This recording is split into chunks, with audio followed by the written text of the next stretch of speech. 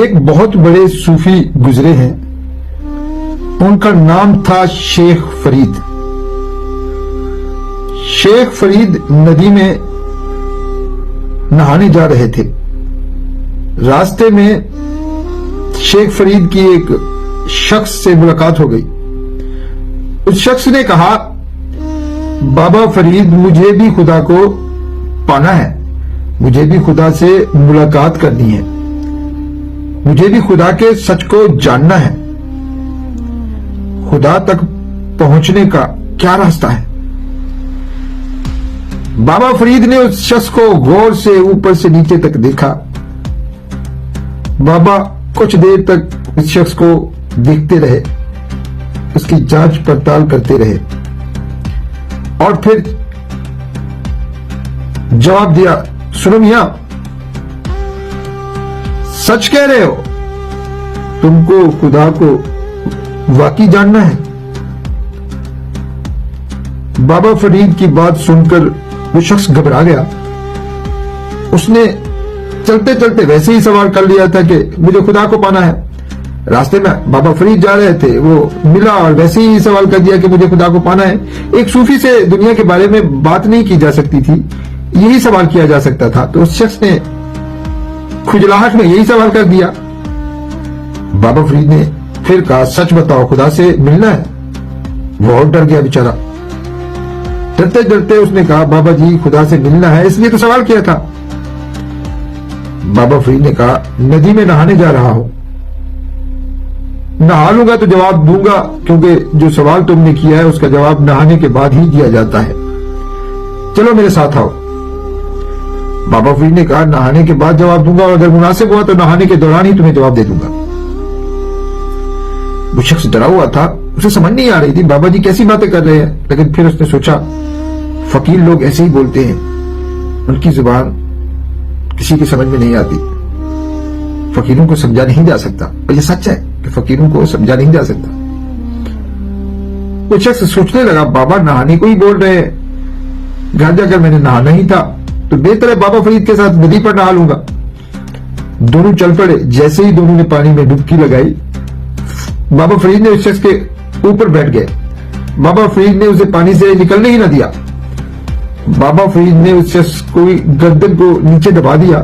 وہ شخص خوف سے تڑپنے لگا، جیسے کسی مچھلی کو پانی سے نکال کر باہر پھینک دیا جاتا ہے اور وہ تڑپنے لگتی ہے، ایسے ہی وہ شخص بھی پانی میں تڑپنے لگا۔ اس شخص نے ہاتھ پیر مارے، لیکن بابا فرید نے زور سے گردن پکڑی ہوئی تھی، اور وہ بھی صوفی نے گردن پکڑی ہوئی تھی۔ اس شخص نے اپنی زندگی کو بچانے کے لیے ساری طاقت لگا دی کہ کسی طرح آج بابا فرید کی چنگل سے نکل سکوں۔ اس شخص نے اتنی طاقت لگائی کہ بابا فرید کے ہاتھ چھوٹ گئے اور وہ پانی میں دوسری طرف زوردار جھٹکے سے نیچے گر پڑے۔ جیسے ہی وہ پانی سے باہر نکلا، ندی سے باہر بھاگا اور ہانکتا کانپتا باہر آ کر کھڑا ہو گیا۔ بابا فرید نے کہا، سمجھے کچھ؟ وہ بیچارہ غصے میں تھا۔ اس نے کہا، ایسے بھی کوئی سمجھاتا ہے؟ آپ تو مجھے پانی میں مارنے لگے تھے۔ ایسے کرائی جاتی ہے خدا سے ملاقات؟ کیسے صوفی ہیں آپ؟ اس نے کہا، یہ خدا کو جاننے کا کوئی طریقہ ہے، آپ صوفی نہیں، آپ تو مجھے مارنے لگے تھے۔ اس شخص نے کہا، میں نے تو سوچا تھا آپ ایک پہنچے ہوئے فقیر ہیں، پہنچے ہوئے صوفی ہیں، لیکن یہ جو آپ نے حرکت کی ہے میرے ساتھ، یہ تو میری سمجھ سے بالا تر ہے۔ آپ تو میرا گلا گھونٹ رہے تھے، یہ تو ظلم ہے۔ بابا فرید کہنے لگے، یہ بات تو ہوتی رہے گی، پہلے مطلب کی بات کر لیتے ہیں۔ بابا فرید مسکرائے اور کہنے لگے، یہ بتا، جب میں نے تم کو پانی میں دبایا تھا تو اس وقت تیرے دماغ میں کتنے خیالات، کتنی سوچیں تھی؟ اس نے کہا، کتنی سوچیں؟ یہ کیسا سوال ہے؟ ایک ہی سوچ تھی کہ کیسے اپنی زندگی بچاؤں، کیسے پانی سے نکلوں، اور کوئی خیال تھا ہی نہیں، کوئی سوچ تھی ہی نہیں۔ اس نے کہا، جب آپ نے پہلے دبایا تو یہ سوچ بھی مر گئی کہ کیسے زندگی بچاؤں، اب صرف یہ وقت بھی آ گیا تھا کہ کسی طرح ایک سانس مل جائے، اور پھر یہ سوچ بھی چلی گئی، کوئی سوچ تھی نہیں، صرف یہ تھا کہ کسی طرح ایک سانس مل جائے، اور پھر سانس کی بارے میں سوچنا بھی بھول گیا۔ اس کے بعد کیا ہوا مجھے پتا نہیں، ساری سوچیں ہی مر گئی تھی۔ کیسے میرے میں طاقت آ گئی، کیسے میں نے طاقت لگائی، کیسے آپ گر پڑے، آپ کے ہاتھ چھوٹ گئے، یہ مجھے پتا ہی نہیں ہے۔ اور نہیں یہ سب کچھ میں نے سوچ کے کیا تھا. آپ جیسے مست مولا آدمی کو جھٹکے سے نیچے گرانا میرے بس کی بات ہی نہیں تھی. یہ سب کیسے ہوا میں نہیں جانتا. اس نے کہا جس طاقت سے میں نے آپ کا ہاتھ چھڑوایا ہے, کیسے آپ کو جھٹکا دیا ہے, یہ میری طاقت تو تھی ہی نہیں. مجھے تو لگتا ہے یہ خدا کی مہربانی تھی کہ مجھ میں اتنی طاقت آ گئی, ورنہ میرے بچنے کا کوئی چانس ہی نہ تھا. اس شخص نے بابا فرید کے سامنے ہاتھ جوڑ لیے اور کہنے لگا مجھے معاف کر دیں, اب میں کبھی نہ پوچھوں گا کہ میری خدا سے ملاقات کرا دے, اور سب کو بتا بھی دوں گا کہ بابے سے کوئی یہ نہ کہا کہ مجھے خدا سے ملنا ہے. بابا فرید کہنے لگے جس دن تم خدا سے بھی ایسی محبت کرو گے کہ دماغ میں ہر سوچ مٹ جائے, ہر سوال ہر جواب مٹ جائے, ہر خیال مٹ جائے, اسی دن تم خدا کو پالو گی. بابا فرید نے کہا تم کو جواب مل گیا ہے, اب تم یہاں سے چلے جاؤ. خدا تمہارے اندر بستا ہے, کستوری کہیں باہر نہیں ہے, تمہارے اندر ہی ہے. اور تم ادھر ادھر بھاگے پھر رہے ہو, سوالات کر رہے ہو کہ کسی طرح جو ہے وہ میری خدا سے ملاقات ہو جائے. سچ جان جاؤ, سچ تمہارے اندر ہے. جنگل بیابانوں میں خدا نہیں ملتا, خدا تو تمہارے اندر ہی ہے. خدا کو پانے کے لیے اندر ہی تم کو اترنا ہوگا, اور اندر ہی تم کو جھانکنا ہوگا. اندر کی دنیا میں جانے کے لیے کسی سوچ کسی خیال کی ضرورت ہی نہیں ہے. جب مائنڈ کوئی کاغذ جیسا ہو جاتا ہے, جب مائنڈ سے ہر سوچ مٹ جاتی ہے, تو پھر انسان کو اپنے اصلی سچ کے بارے میں معلوم پڑتا ہے. دنیا کے عظیم ادیب ٹالسٹائی کی ایک مشہور کہانی ہے کہ ایک زمانے میں رشیا میں 3 صوفی بہت مشہور ہو گئے تھے. تینوں صوفی اتنے مشہور ہو گئے کہ پادریوں کی دکانداری خطرے میں پڑ گئی. لاکھوں لوگ تینوں صوفیوں کے مرید بن گئے. روس کا سب سے بڑا پادری غصے میں تھا کہ کون 3 فقیر ہیں جس کی وجہ سے اس کی چودراہٹ خطرے میں پڑ گئی ہے. اس نے کہا پورے روس میں سب سے بڑا پادری ہوں, میرے ہوتے ہوئے یہ 3 کون فقیر ہیں جو خود کو سب سے اونچا اور بلند سمجھتے ہیں. عیسائیت میں سنت یعنی سینٹ یا صوفی یا فقیر وہ ہو سکتا ہے جس کو چرچ سرٹیفکیٹ دے کہ یہ صوفی لوگ ہیں. سینٹ ایک لقب ہے جو چرچ کچھ لوگوں کو نوازتا ہے, لیکن صوفی فقیر یا سنت وہ لوگ ہوتے ہیں جن کے بارے میں کہا جاتا ہے کہ انہوں نے سچ کو جان لیا ہے. جو سچ کے ساتھ ایک ہو جائے اسے صوفی یا فقیر کہتے ہیں یا سنت کہتے ہیں. جیسے رومی, جیسے کبیر, جیسے شمس تبریز, جیسے بدھا, جیسے لاؤسو.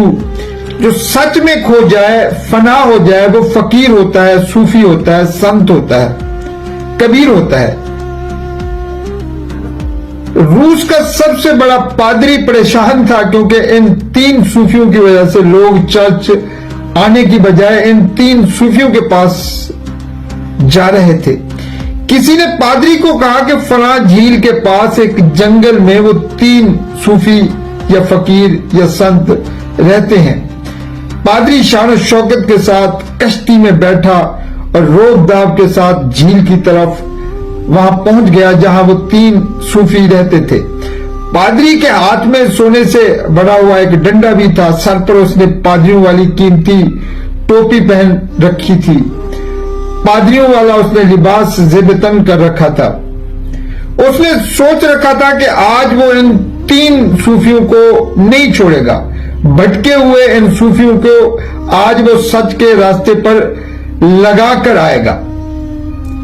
کشتی سے اترتے ہی اس نے دیکھا کہ ایک درخت کے نیچے 3 فقیر قسم کے, صوفی قسم کے لوگ بیٹھے ہیں جو دیکھنے میں بہت غریب تھے, فقیر قسم کے لوگ تھے.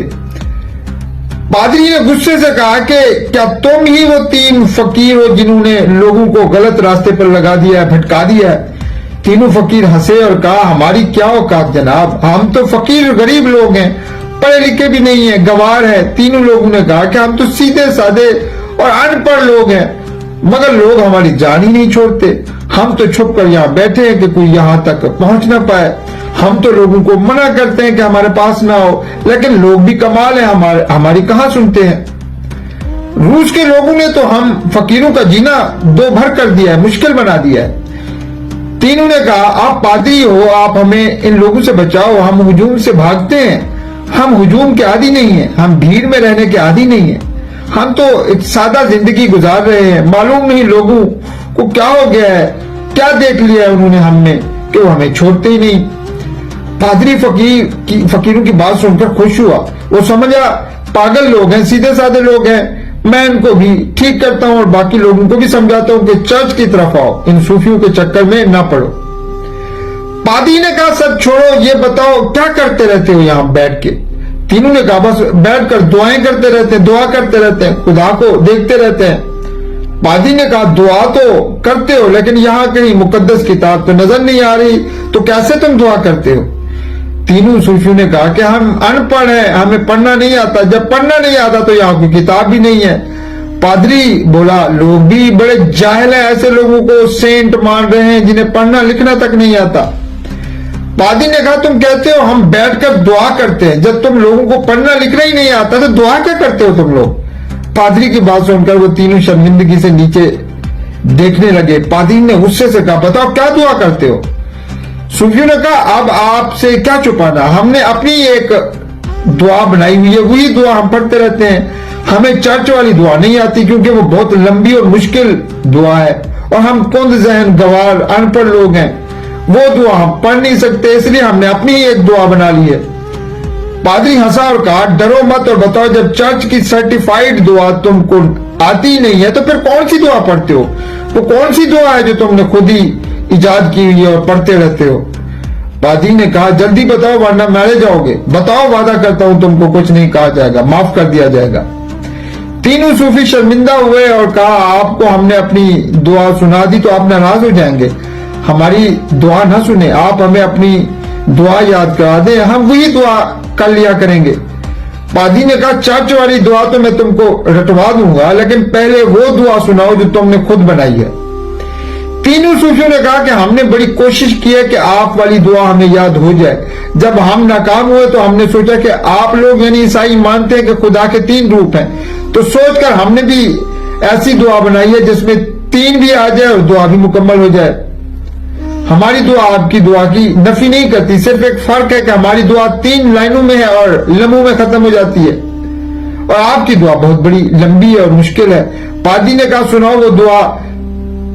तो सूफियों ने मिलकर कहा, तुम भी 3 हम भी 3, हम पर रहम करो। पादरी ने दुआ सुनी तो हंस पड़ा। पादरी ने कहा, बेवकूफो, ये भी कोई दुआ है कि तुम भी 3 हम भी 3, हम पर रहम करो। You are 3 we are 3 have mercy on us. पादरी खुश हो गया कि भटके हुए लोग हैं, बेचारे अनपढ़ हैं, कोई खतरा नहीं है। पादरी बोला, मैं तुमको राह रात पर लाता हूं और असली दुआ सिखाता हूं। पादरी ने उनको असली दुआ सुनाई। वो दुआ बड़ी लंबी और मुश्किल थी, फकीरों को कहां समझ में आती थी। 10 बार पादरी ने फकीरों को दुआ पढ़कर सुनाई। पादरी को खुद भी याद न थी, वो खुद किताब से पढ़कर सुना रहा था। फकीरों ने कहा, आपने हमें दुआ सिखा तो दी है, लेकिन खतरा यह है कि हमें भूल न जाए।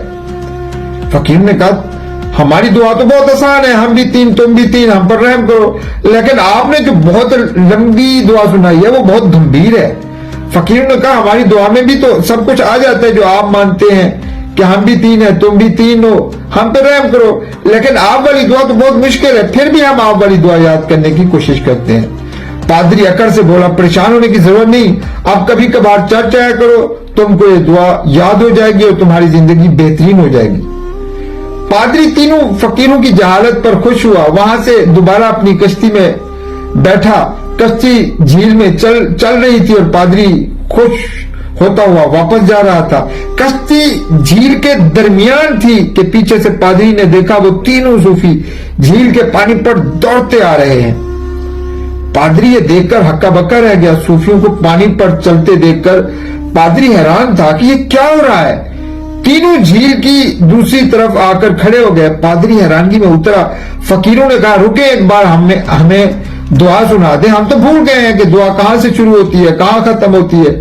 हम में तो लड़ाई हो गई है। ये कहता है इस तरह दुआ शुरू होती है, वो कहता है इस तरह दुआ शुरू होती है, मैं कहता हूं इस तरह शुरू होती है, आपने तो हमारे दरमियान जंग करवा दी है। पादरी की आंखों में आंसू थे, वो रो रहा था। पादरी तीनों फकीरों के सामने हाथ जोड़कर खड़ा हो गया और कहा, फकीरों मुझे माफ कर दो, अब से मैं भी यही दुआ करूंगा जो आप करते हैं। पादरी ने कहा, तुम्हारी दुआ सच है, दुआ सच है, इस वजह से खुदा ने तुम्हारी दुआ सुन ली है। जो दुआ खुदा सुन लेता है वही दुआ सच है।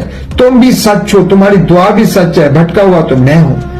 पादरी ने रोते हुए कहा, मेरी ये औकात नहीं है कि पानी पर चल सकूं। जूनी या बुधा लोगों को रोशनी देते हैं, दिया देते हैं कि ये लो रोशनी और खुद की तलाश में निकल जाओ। असली मुर्शिद कभी नजरियात नहीं देता, अल्फाज नहीं देता।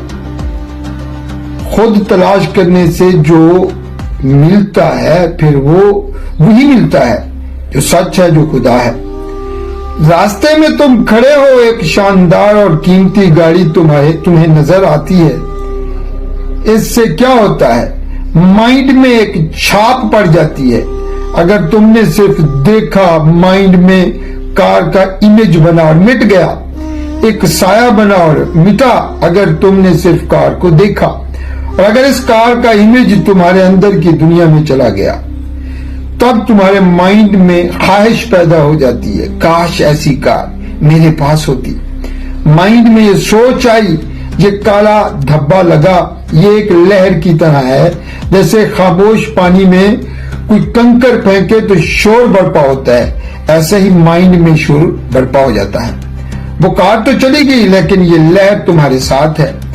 अब क्या होगा, तुम इस कार के पीछे भागते रहोगे, किसी तरह हमेशा जो है पैसा इकट्ठा करने में लग जाओगे, चाहे चोरी करके ही पैसा इकट्ठा क्यों ना किया जाए।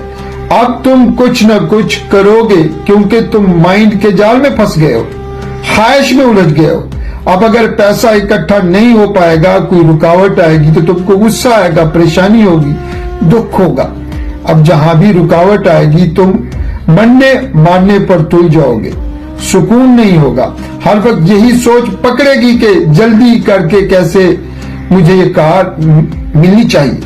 माइंड में ऐसा शोर शराबा रहेगा कि तुमको एक लम्हे को भी सुकून नहीं मिलेगा। अब तुम्हारी रातें और दिन इसी ख्वाब में गुजरेंगे। अब बरसों लगेंगे और अगर कार मिल भी गई तो भी बेचैनी नहीं छोड़ेगी, क्योंकि तुमको बेचैनी का एक्सपीरियंस हो गया है। अब कार घर में है, गिराज में खड़ी है, लेकिन बेचैनी और उदासी वही की वही है, दुख वही का वही है, क्योंकि बरसों तुमने कार को पाने के लिए परेशानी और मसाइल झेले हैं। कैसे वो सब एकदम खत्म होंगे।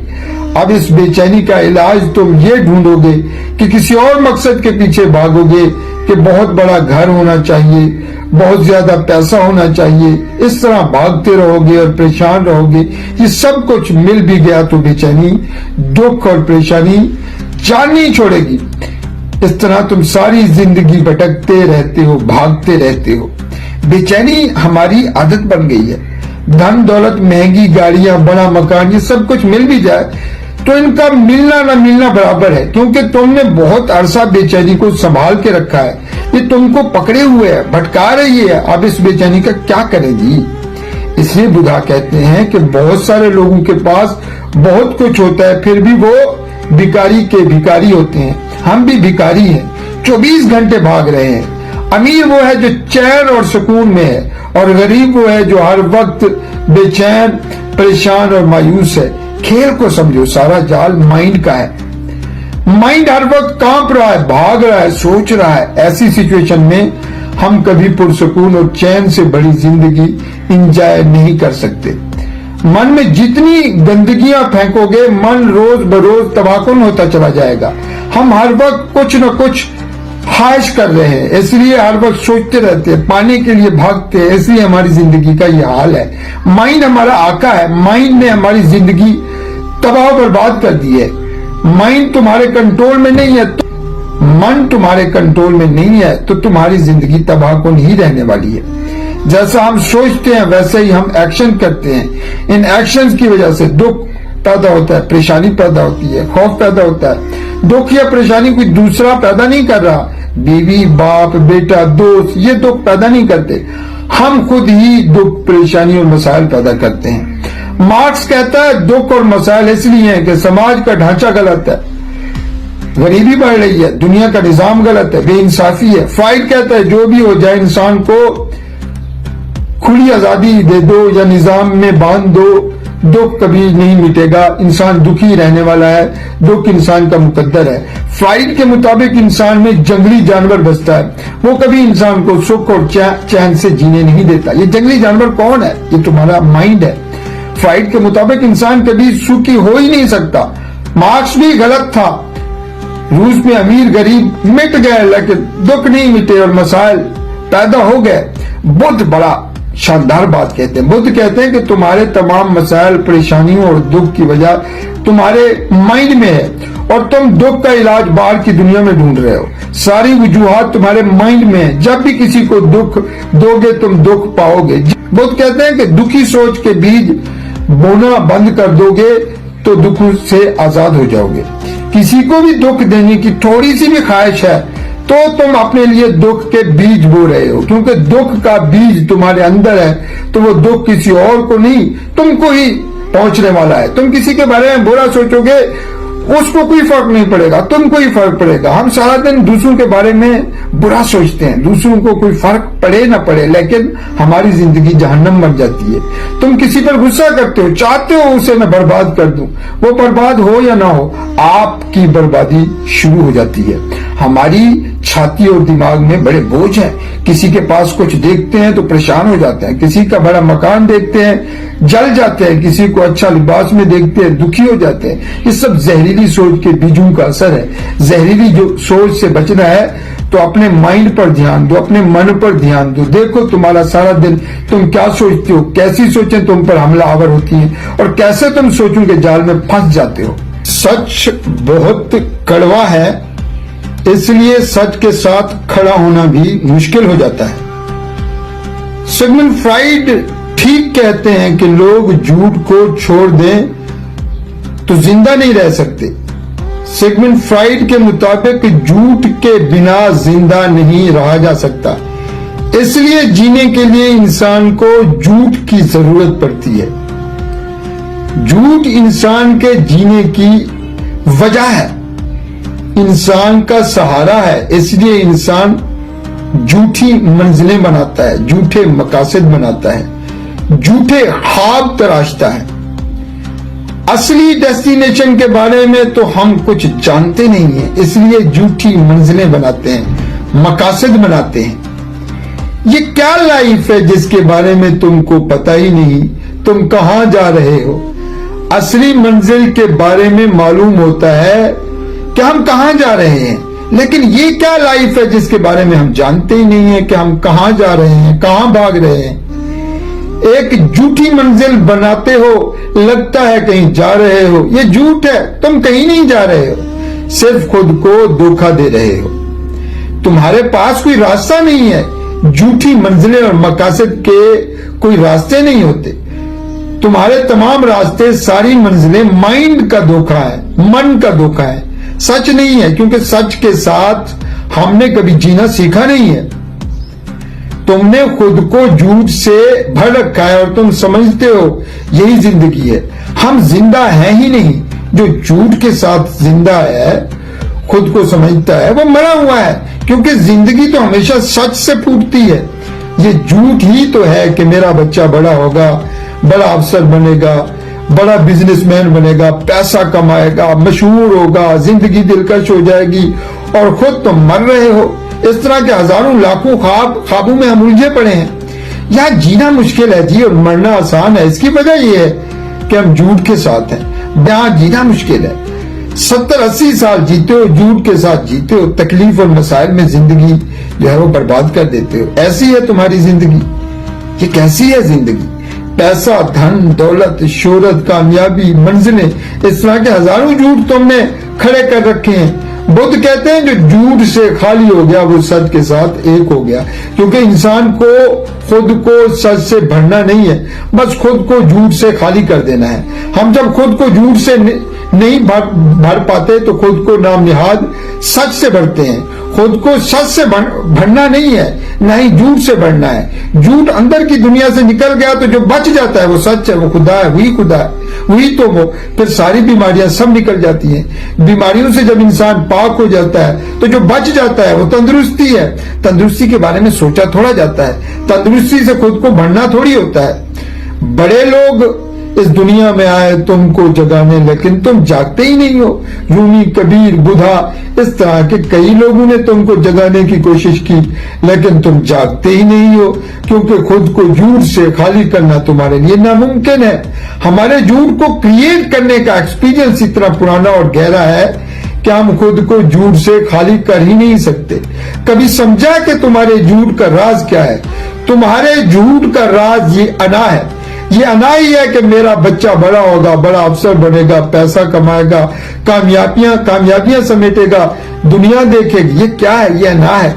तुम्हारे बाप ने भी यही कहा था, बेटा बड़ा होगा, दुनिया भर में मशहूर होगा, दौलत आएगी, दुनिया देखेगी।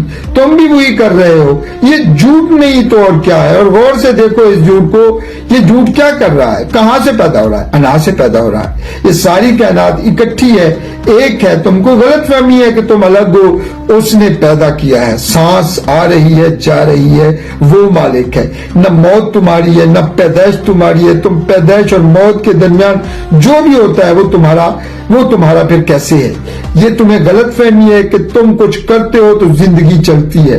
ये जो 2-4 घड़ियां हैं, 2-4 पल हैं पैदाइश से मौत तक, इनमें तुम सोचते हो जो करता हूं मैं करता हूं। तुम क्या करते हो? कुछ भी नहीं। इन 2-4 लम्हों में जो पैदाइश से मौत तक के होते हैं, तुमको अना घेर लेती है, और ये अना तुमको सच से रोकती है। तुम्हारे और सच के दरमियान खड़ी हो जाती है कि कहीं इनका मिलाप न हो जाए, कहीं कोई मुलाकात न हो जाए। जो उस दीवार को तोड़ देते हैं और सच से एक हो जाते हैं, वो जाग जाते हैं, वो खुदा से एक हो जाते हैं। जब से इंसान पैदा हुआ है उस वक्त से अब तक हजारों लाखों नबी आए हैं, सूफी संत मुर्शिद बाबे हैं, सबने तुमको जगाने की कोशिश की है, लेकिन फिर भी तुम भटक रहे हो। क्यों भटक रहे हो? क्योंकि तुम भटकना चाहते हो, और जो भटक रहा है वो कभी होश में नहीं आ सकता, कभी जाग नहीं सकता। कहते हो यही कि पीस चाहते हो, सच चाहते हो, पुरअमन और शांति वाली जिंदगी चाहते हो, यही कहते हो, लेकिन जिंदगी तबाह है, क्योंकि हमने अपने अपने सच तलाश रखे हैं जो हकीकत में झूठ है, इसलिए हम भटक रहे हैं। पहले खुद को तो जानो, तुम क्या हो, कौन हो। तुमने तो अपने अपने नजरिए घेर रखे हैं, जन्नत दोजख के नक्शे बना रखे हैं कि हम जन्नती हैं, बाकी जहन्नमी हैं, हम अच्छे लोग हैं, बाकी बुरे लोग हैं। इंसान की बेवकूफी की कोई अंत नहीं है, कोई इंतहा नहीं है। सादा सी बात समझ नहीं आ रही कि जो सारी कायनात का सच है वो एक है, जो सब में है वो एक है, जो सब इंसानों में देख रहा है वो एक है। खुद के सच को जानते नहीं हो तो, और जन्नत का नक्शा घर में सजा रखा है कि हमने तो जन्नत जाना है क्योंकि हम सच्चे हैं, हम अच्छे हैं, और बाकी झूठे हैं, बाकी जहन्नमी हैं। प्रॉब्लम एक ही है, जब झूठ के साथ रहोगे तो सच से भी झूठ तलाश लोगे। हम ऐसा ही कर रहे हैं, सच से भी झूठ को तलाश लेते हैं। खलील जिब्रान की एक मशहूर कहानी है कि एक शख्स गांव में फिरता रहता था कि मुझे जन्नत का पता है, जिनको आना है मेरे साथ आ जाए, लेकिन कोई आता नहीं था, क्योंकि लोगों को जन्नत जाने की भी इतनी जल्दी नहीं है। जन्नत में भी लोग मजबूरी में जाना चाहते हैं कि मर जाएंगे तो जन्नत जाएंगे। उस शख्स की लोग बड़ी इज्जत करते थे, कहते थे कि तुम सही कहते हो, लेकिन अभी नहीं जाना। इंसान जन्नत में भी उस वक्त जाना चाहता है जब बिस्तर मर्ग पर होता है और बचने का कोई आसरा नहीं होता। किसी गांव में एक शख्स ऐसा ही कह रहा था कि मुझे जन्नत का पता है, जिसको आना है मेरे साथ आ जाओ। एक शख्स उसके पास आ गया, उसने कहा तुम्हें पक्का पता है? उसने कहा हाँ पक्का पता है। उसने कहा ठीक है, तुम्हारे साथ चलता हूं। जन्नत जाने में कितने दिन लग जाएंगे? ये कहना ही था कि जन्नत का कारोबार करने वाला घबरा गया। उसने कहा कुछ अर्सा लग जाएगा। वो शख्स पीछे चल पड़ा। कई साल बीत गए, 6 साल बीत गए, वो साथ ही रहा। वो बार बार कहता रहा कब आएगी जन्नत? 6 साल हो गए। एक दिन जन्नत का ऐलान करने वाले शख्स ने दूसरे शख्स से हाथ जोड़ा कि माफ कर दो, मुझे मेरी जान छोड़ दो। जब तक तू नहीं मिला था, जन्नत का पता था, तेरी वजह से तो मुझे भी जन्नत का रास्ता भूल गया है। ऐसा ही हमारा हाल है। यहाँ सब झूठे लोग हैं और इन लोगों की बड़ी इज्जत है। जैसे लोग हैं वैसे ही उनके गुरु हैं, जैसा इंसान है वैसा मौलवी है। यहाँ हमारे साथ भी यही हो रहा है। जगह जगह जन्नत दोज़ख का बिजनेस करने वालों का धंधा है। सब कहते हैं इधर आ जाओ, हम जन्नत का रास्ता जानते हैं कि जन्नत कहाँ है। सच का जो खोज करते हैं वो किसी के पास जाते नहीं है कि मुझे बताओ जन्नत कहाँ है, सच कहाँ है, खुदा कहाँ है, मैं कौन हूं। वो खुद सच की तलाश करते हैं, खुद की गहराई में उतरते हैं। जैसे रूमी है, जैसे कबीर है, जैसे बुद्धा है, इनको किसी मौलवी ने सच का रास्ता नहीं दिखाया, ये खुद ही सच की खोज में निकले थे और सच तक पहुंच गए। जब इंसान अकेला रह जाता है तब रास्ता नजर आना शुरू हो जाता है। हम तो सहारों की तलाश में हैं कि कोई बता दे सच कहाँ है, जन्नत कहाँ है, वो बताएगा और तुम भटकते रहोगे, क्योंकि सच आपका है और खोजना भी आपको ही है। जो सच्चा गुरु होता है वो कभी तुमको रास्ता नहीं बताता, रास्ते की समझ बताता है, रास्ते के राज बताता है, रोशनी देता है। जैसे रूमी रोशनी दे रहा है, जैसे कबीर बता रहा है, जैसे बुद्ध बता रहा है। रूमी कबीर तुमको जन्नत के नक्शे नहीं देते, सिर्फ रोशनी देते हैं ताकि तुम खुद रास्ते को खोज सको। जापान के एक दूर दराज गांव में एक फकीर रहता था। फकीर बहुत नौजवान और खूबसूरत था। जो इंसान सुबह सवेरे उसका चेहरा देख लेता, सारा दिन उसका खुशी में गुजरता। उस नौजवान फकीर की वजह से जापान के उस गांव में बहुत खुशहाली थी। सारे लोग बहुत खुशहाल और खुश थे। उस गांव के लोग उस नौजवान सूफी को बहुत इज्जत और एहतराम देते थे, उससे बहुत प्यार करते थे, उससे बहुत मोहब्बत करते थे। एक दिन सारे गांव के लोग उस फकीर के दुश्मन हो गए। जिस घर में वो रहता था सब लोग वहां जमा हो गए। उसके घर पर लोगों ने हमला किया और उसके घर को आग लगा दी गई। लोगों से उसने पूछा, ऐसा क्या कर रहे हो, क्यों कर रहे हो, क्या बात हो गई है, मेरे घर को आग लगा रहे हो। लोगों ने कहा, तुम फकीर नहीं एक घटिया इंसान हो। गांव की सबसे खूबसूरत लड़की के साथ तुम्हारे नाजायज ताल्लुकात हैं। उस लड़की को एक बच्चा पैदा हुआ है, वो कहती है ये बच्चा तुम्हारा है, लो ये बच्चा और यहां से दफा हो जाओ। वो बच्चा रो रहा था और फकीर उस बच्चे से प्यार कर रहा था। उसने कहा कि अगर तुम कहते हो कि ये बच्चा मेरा है तो ठीक ही कहते होगे, मुझे दो ये बच्चा। लोगों ने उस फकीर को मारा, पीटा, गंदी गंदी गालियां दी, उसके मुंह पर थूकते रहे। बच्चा उसके हवाले किया और सारे लोग वहां वापस अपने घरों को चले गए। सुबह का वक्त था, दोपहर हो गई, शाम हो गई। फकीर ने बच्चे को गोद में लिया हुआ था, सोच रहा था ये रो रहा है, भीख मांगने वो गांव पर चल पड़ा। बच्चा भूख से रो रहा था और फकीर उस बच्चे के लिए भीख मांग रहा था उसी गांव में। लेकिन गांव वालों ने अपने घरों के दरवाजे बंद कर दिए थे। कोई एक भी शख्स उस फकीर को भीख देने को तैयार न था। फकीर भीख मांगता रहा तो गालियां पड़ती नहीं, पत्थर पड़ते रहे, लोग उसके ऊपर थूकते रहे, लेकिन वो भीख मांगता रहा क्योंकि बच्चा भूख से रो रहा था। आखिरकार वो फकीर उस घर के पास पहुंचा जहां वो लड़की रहती थी जिसने इल्जाम लगाया था कि ये बच्चा उस फकीर का है। उस घर के बाहर जाकर फकीर जोर जोर से कहने लगा, मुझे खाना ना मिले कोई परेशानी नहीं है, लेकिन इस छोटे से बच्चे को कोई दूध तो पिला दे, वरना ये रोता रोता मर जाएगा, और अगर ये मर गया तो गांव वालों सारी जिंदगी पछताओगे। बच्चे की मां ये बातें घर में सुन रही थी और रो रही थी। बच्चे की मां ने कहा, बाबा, उसने अपने बाप को कहा कि बाबा ये फकीर बेकसूर है, इस बेचारे फकीर को तो मैं जानती तक नहीं हूं ये कौन है, इस बच्चे का कोई और बाप है, डर की वजह से मैंने उस फकीर का नाम ले लिया था। बच्चे के हकीकी बाप को गांव वालों के गुस्से से बचाने के लिए मैंने इस फकीर का नाम ले लिया था। उस लड़की के बाप ने बात सुनी और गांव वालों को सच बता दिया। सारे गांव वाले फकीर के पास आए और माफी मांगने लगे। वो फकीर थोड़ी देर पहले जिसको वो गालियां दे रहे थे, उस पर थूक रहे थे, उसका घर जलाया था, अब वो सारे उससे माफी मांग रहे थे। फकीर ने कहा, अच्छा ये बात है कि तुम कहते हो ये मेरा बच्चा नहीं है, तो ठीक कहते होगे। फकीर ने कहा, लो ये बच्चा उसकी मां के हवाले करो ताकि उसकी मां इस बच्चे की भूख को, प्यास को मिटा सके।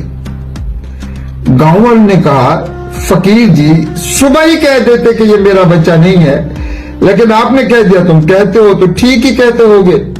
सुबह इनकार कर देते तो तुम्हारा घर जलने से बच जाता, तुमको गालियां ना पड़ती, तुमको पत्थर ना पड़ते, लोग तुम पर थूकते ना, तुम्हारी इतनी तजलील ना होती।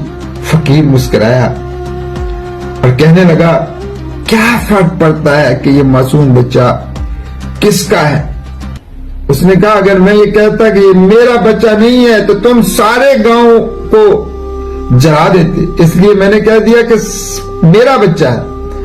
तुम सब लोगों ने सारा गुस्सा मुझ पर निकाल दिया, इससे क्या फर्क पड़ता है। लोगों ने कहा, तुम्हें अपनी इज्जत की कोई फिक्र नहीं है। उसने कहा, दुनिया एक ख्वाब है, या इज्जत बेइज्जती कुछ नहीं है, ये सच मैं जान चुका हूं।